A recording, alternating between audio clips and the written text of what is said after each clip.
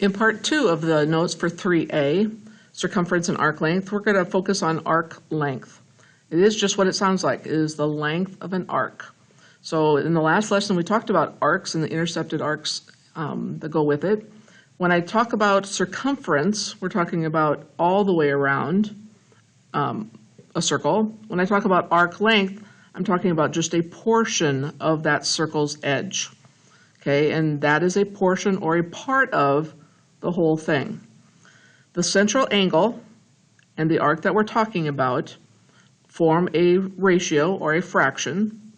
And this is the fractional part of the whole circumference that we're going to deal with. That's how we get our formula. So the arc that we talk about, or the central angle, they're both going to be the same, over 360, that is a fractional part. This little piece here is a fractional part of all the way around here. 2 pi r is the circumference. Okay?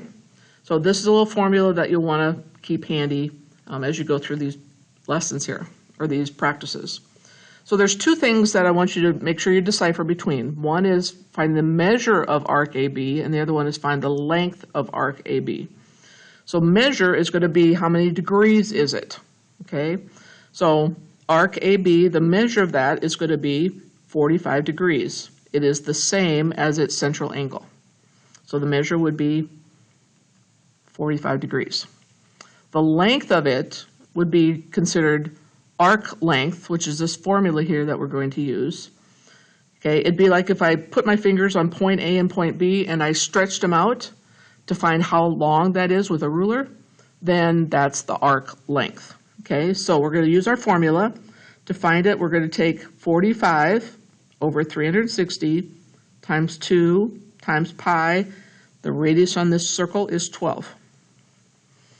Okay, so we're just going to do there's lots of ways that you can put that into the calculator, but I'm just going to go ahead and do this division first. So 45 divided by 360.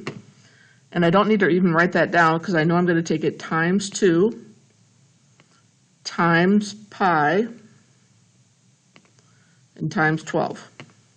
Okay, so all of that gives me, when I multiply all that, 9.4. So if this was like 12 inches here of a radius, this little part of it, when I would straighten out that string, would be 9.4 inches. Second example, find the measure of arc AB. That's going to be how many degrees is it. Find the length of AB. We're going to take those degrees out of 360 times 2 times pi times r, which is 3. The only thing you have to be careful of is make sure you have r in there. So when I multiply that on my calculator, I'm going to go just the order that it is. 100 divided by 360. I always push equals after that. You don't have to. Times 2 times pi times 3. When I do that, I get 5.2 for the length of this arc. Now, some of that you can do in your head. I mean, you can take 2 times 3 in your head, I hope. So you don't have to push everything if you don't want to. You can do some of that in your head. But the length of arc AB then would be 5.2 for this problem. So if you have any questions on circumference or arc length, let me know.